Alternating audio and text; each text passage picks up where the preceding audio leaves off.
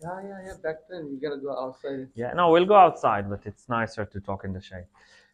So I want to explain to you the importance of this site, and I think the story is just a crazy story. Um, and forgive me if I won't be precise, but this is the story for the best that we know it. There are all sort of small details that people still debate about, but it's all started over here in the 1940s, 47, maybe 45. There's still the debates when exactly. A young Bedouin shepherd from a very poor family is making his way back to the Bedouin camp in the end of the day in the afternoon, and one of the goats ran up the mountain and enter a cave. Now, this child, although he was never in school or anything of the sort, is pretty smart. And you know that there is no point for him to chase the goat down the up the hill. Instead, he takes a small stone and he throws it inside. He's experienced enough to know that the stone is going to hit the wall of the cave. It's going to echo inside, and the goat will be running outside terrified. So you take a small piece, you throw it inside, but this time the stone does not echo on the wall. You hear a different sound. He was hitting some sort of a vessel, and the vessel broke. He got to investigate, and he found a small piece of leather parchment or piece of hide. He cannot read and write, and he couldn't care less. What he wanted is a pair new shoes, a pair of new shoes. And his father is very tell him all the time, we don't have time, we don't have money, don't have money, but he have now a piece. He give it to his father. His father say, okay. He's going to the market, and he's trading it with the shoemaker for new piece of sandals. He give the sandals to the father, and this is pretty much how we know that the shoemaker was running to the antique dealers and say, look what do I have. And indeed, the antique dealer understood that he had something old. He didn't even know how old it is, and he cut it to pieces and he tried to sell it. He understood that he get more money if he'll have different pieces, and he sell it. Pretty much in the end of 1947, there is a Zionist delegation in New York. And one of the professors in this delegation is a Jewish professor, Israeli professor, Professor Sukenik. He's a Jewish archaeologist and historian. And he heard about those pieces of scrolls. And he is the first one that see them, and he is the first one that understand that there is something new, something that people were not aware of.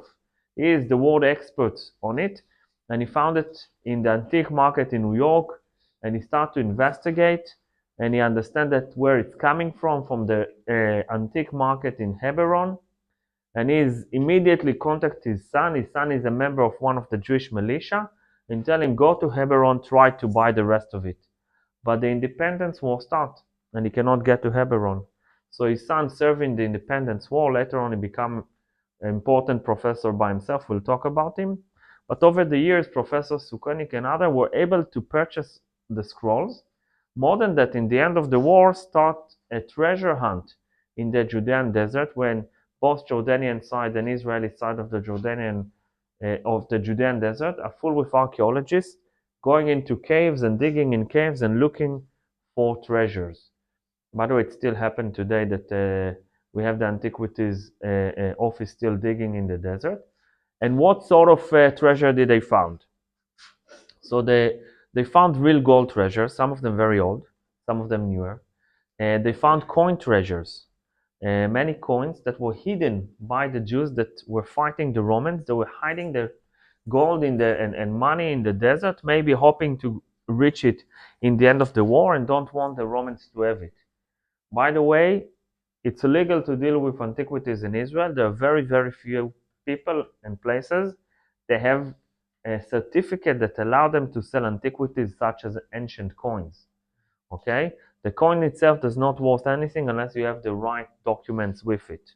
Okay, so there are very few places and people that are allowing to sell coins, and you can find them, but you need to make sure that it's legal and not fake documents. Otherwise, it's worth nothing, and there's a lot of fakes around. The most important treasure, and most of it was found over here in Qumran, are the scrolls. And over here we found in a small community, completely unknown community, um, a lot of scrolls. And we understood, first of all, that the people that live over here, they're into writing and into scrolls. And we found over here thousands of scroll pieces. Some of them were intact enough that you can read. Many of them were just tiny, tiny pieces that you really need to glue together, and a lot of work behind it. There was no knowledge how to make it, but they were able to preserve. They still study them. Hundreds of different scrolls.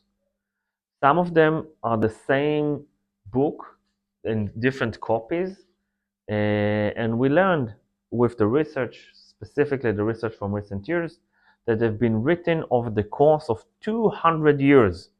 Not all over here. Some of them were written actually in Jerusalem and brought over here. So we learn that the people that live over here, they call themselves the Yachad. It's a small community. Yachad means together. Some people claim that they are the Essenes that are described in the text, but we're not sure because they never refer to themselves as the Essenes, but the people of the together. And we can subcategorize the scrolls that were found over here to three categories, to three groups. The first one, the scrolls that we are familiar with, the words of the prophet, Ezekiel, Isaiah, Jeremiah, and others, as we know them today. Maybe one word here or there is different, but it's making sense that since everything was written by hand at the time, copy over and over again, they're exactly the same, we can say, to the word of the prophets that we are familiar with today. The second group we were also familiar with, they are the external books. Books that for many different reasons were not canonized either in the Jewish Bible or in the Christian Bible. We were aware of their existence. Some of them we were familiar with, some of them we were not familiar with, but they were there, and there are words of wisdom that people that lived at the time were familiar with, but when the Bible was canonized, it was not included. It's important to understand that the Bible is not a book. The Bible is library. It's several books that were put together, okay? But it's not one book. It's several different scrolls that were put together. The last group, maybe the most interesting group, is the internal text referring to the beliefs of this specific group and their traditions and their beliefs. And one of the things that we can read over there, that this specific group that live over here, not only that refer to themselves as that together, they also believe that they are the son of light. They believed that everything was predetermined in the creation of the world, and it was also determined who is going to be son of light and who is going to be son of darkness. And they believed that in the end of days, there's going to be the ultimate fight, the ultimate battle between sons of light and sons of darkness, and the sons of light are going to be triumph over the sons of darkness. Now, several very, very interesting things. First of all, the description of this ultimate battle is very familiar to description that we're familiar with from the word of Ezekiel or from the book of Revelation. Okay, so we see very similar traditions and ideas were shared. The other thing that is very interesting, that they believe that everything was determined.